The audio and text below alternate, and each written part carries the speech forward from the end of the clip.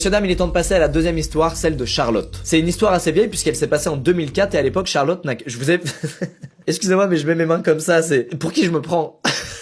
À l'époque, Charlotte n'a que 11 ans et elle a vécu ce truc-là avec sa maman qui lui a raconté en fait ce qui s'était passé ce jour-là des années après. Et c'est badant. À l'époque, sa mère est parajuriste et travaille dans un cabinet d'avocats en droit familial. Ce soir-là, sa maman est appelée en urgence pour bosser sur une affaire et donc elle doit se rendre à son bureau pour choper des documents. Elles y vont donc toutes les deux en voiture et en arrivant sur place, sa maman se gare sur le parking des bureaux et elle demande à Charlotte de ne pas sortir de la voiture. Et elle lui dit la vérité, elle lui explique qu'en arrivant, juste après qu'elle se soit garée, il y a un homme qui a traversé le parking et qui est monté dans sa voiture et qu'il est resté là à attendre les phares allumés.